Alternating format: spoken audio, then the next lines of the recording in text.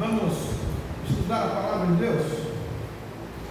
Hoje eu quero falar sobre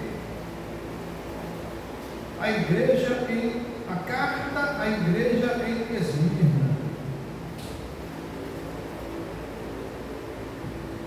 E o tema da nossa mensagem é a igreja fiel em meio à aprovação. Nosso texto base é Apocalipse 2, do versículo 8 ao versículo 11. Estou usando a versão Almeida, revista e atualizada. Antes de nós entrarmos no texto, eu quero trazer aqui um relato dessa cidade de Esmirna. Então vamos para esse relato. Então hoje vamos abrir a palavra de Deus para meditar sobre uma das 7 cartas que o apóstolo João, exilado na ilha de Patmos, recebeu do próprio Jesus Cristo para as igrejas da Ásia Menor. E a igreja que vamos visitar hoje é a igreja em Esmirna. A localização e o contexto de Esmirna. Para entender a mensagem de Cristo a Esmirna, é fundamental que a gente imagine como era essa cidade. Esmirna era uma cidade costeira, localizada no que é hoje a Turquia Ocidental. Pense em um ponto movimentado, um centro comercial vibrante, uma cidade rica e influente. A Esmirna da Antiguidade. Localização: situada na costa do Mar Egeu, a cerca de 60 quilômetros ao norte de Éfeso, era uma das maiores e mais importantes cidades da província romana da Ásia. Comércio e atividades. Por ser um porto, Esmirna era um polo comercial intenso. Navios chegavam e partiam diariamente, trazendo e levando mercadorias de todo o Império Romano. Pensem em mercados cheios, artesãos trabalhando, marinheiros e comerciantes de diversas culturas. Era uma cidade cosmopolita. A economia girava em torno do comércio marítimo, da agricultura, vinho, azeite e a produção de têxteis. Costumes e cultura. Esmirna era uma cidade linda, conhecida por suas ruas largas, templos magníficos e a sua lealdade a Roma. Era um centro de culto imperial, onde a adoração ao imperador era muito forte. Eles tinham o direito de construir um templo para o culto ao imperador Tibério, o que era um grande privilégio.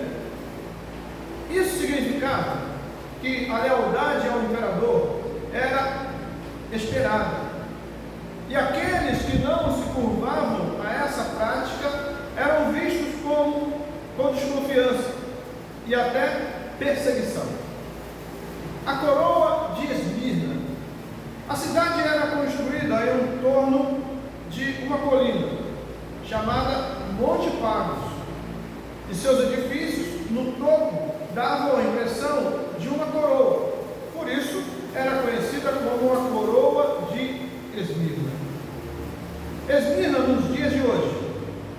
Hoje, Esmirna é a cidade de Izmir, a terceira maior cidade da Turquia. É uma metrópole moderna, vibrante, com milhões de habitantes. Continua sendo um importante porto e centro comercial e industrial da Turquia. Vocês ainda podem visitar ruínas antigas que testemunham a grandiosidade da Esmirna bíblica, como o Ágora de Esmirna e o antigo teatro. fascinante ver como a história se encontra com o presente.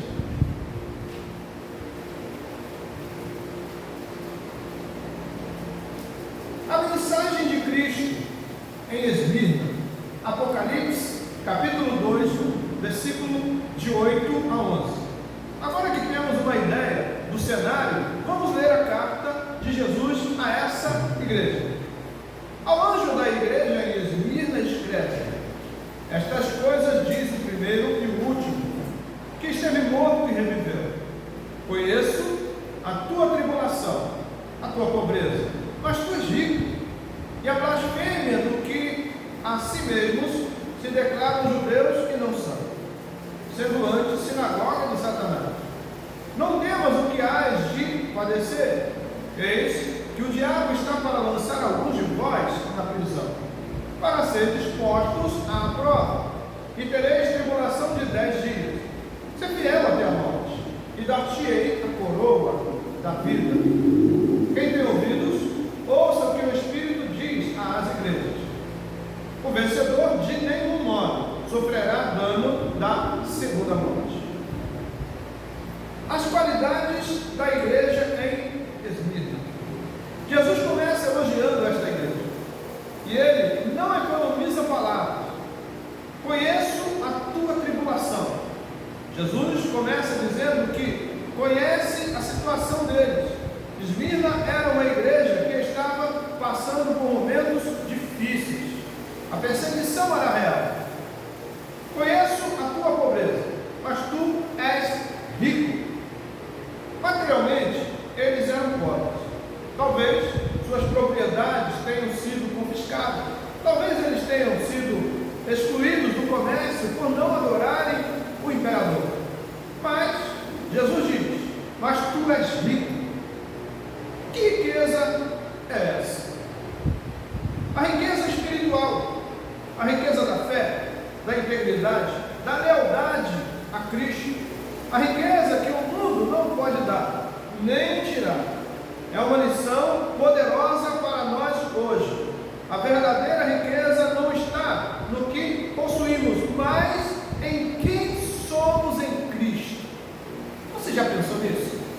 Quem você é em Cristo? Fidelidade em meio à blasfêmia. Eles estavam sofrendo com a blasfêmia dos que a si mesmos se declaram judeus e não são, sendo antes sinagoga de Satanás. Isso provavelmente se refere a judeus que perseguiam os cristãos, talvez por ciúmes ou por verem o cristianismo como uma heresia. Mesmo com essa oposição, a igreja permaneceu firme em sua fé. Esse é o chamado de Cristo para nós, que somos a igreja. Permanecemos firmes na fé, não importando com as perseguições ou com qualquer tipo de diversidade que venha contra nós. Nós precisamos confiar no Senhor, continuar trilhando no caminho dele e buscando a face do Senhor, adorando a Ele com toda a nossa força, com toda a nossa saúde, com toda a nossa vitalidade, adorando e servindo ao Deus vivo.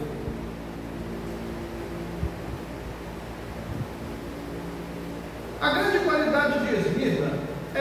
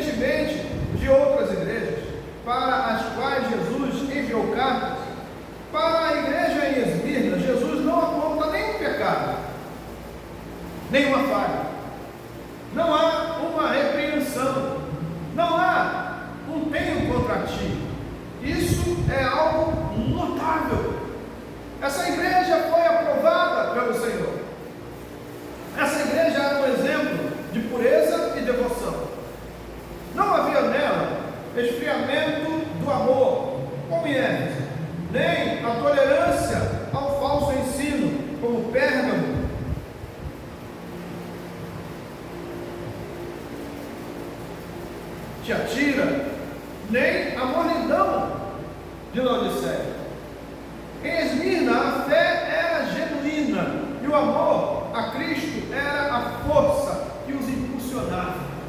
E essa precisa ser a minha força e a sua força. Nós precisamos amar a Cristo. E isso nós vamos estar fortalecidos, porque o Senhor estará conosco. O desafio e a promessa. Apesar de não haver pecado, Jesus nos adverte sobre o que viria. Ele diz: não temas o que hás de padecer.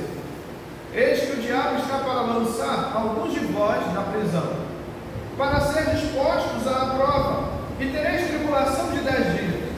Se fiel até a morte, e dar-te-ei a coroa da vida. A provação.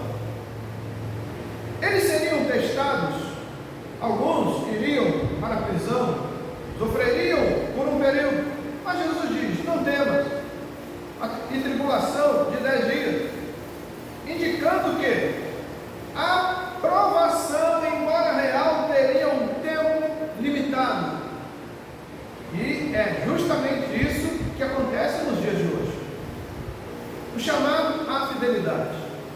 A exaltação é clara: ser fiel até a morte. Esse é o chamado do Senhor para a sua igreja, sermos fiéis até a morte.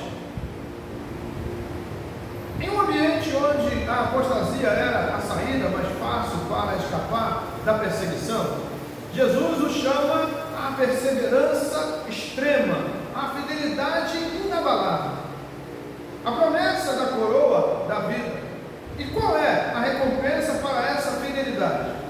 A coroa da vida. Assim como Esmirna era conhecida por sua coroa, Jesus oferece uma coroa muito mais valiosa, uma coroa celestial, que não murcha, que é eterna. Além disso, o vencedor de nenhum modo sofrerá dano da segunda morte. A segunda morte é a separação eterna de Deus. A condenação. Aqueles que são fiéis a Cristo não experimentarão essa separação. E aqui um ponto para nós ficarmos atentos. Precisamos continuar fiéis a Cristo. Precisamos continuar andando com Ele, trabalhando para Ele, servindo ao Senhor com alegria, porque assim não estaremos separados de Deus, e no dia do Senhor estaremos com Ele nas alturas. Aplicação para nós hoje. A história da igreja em Esmirna é um poderoso lembrete para nós. A igreja de Jesus Cristo hoje. A perseguição é real.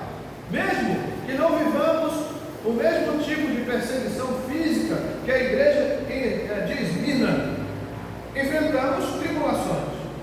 Pode ser a perseguição em ambiente de trabalho, a zombaria, a pressão para ceder aos valores do mundo, mas Jesus conhece a nossa tribulação. Jesus sabe o que você está sentindo. Jesus sabe o que você está passando. Ele nos conhece, Ele conhece a mim, Ele conhece você. A verdadeira riqueza. Muitas vezes buscamos a riqueza material, o conforto, a segurança financeira, mas Esmirna nos ensina que a verdadeira riqueza está em ser rico em fé, em amor, em caráter, mesmo em meio à pobreza material. A fidelidade inabalável, o chamado à fidelidade até a morte, é um desafio para cada um de nós. Em um mundo de conveniência, onde a fé muitas vezes é superficial, somos chamados a uma fé profunda, sacrificial, que resiste às pressões. A coroa da vida. Diante das provações e desafios, temos uma promessa gloriosa, a coroa da vida eterna. Vale a pena perseverar, vale a pena ser fiel, pois a recompensa que nos espera é infinitamente maior do que qualquer sofrimento que possamos enfrentar nesta vida.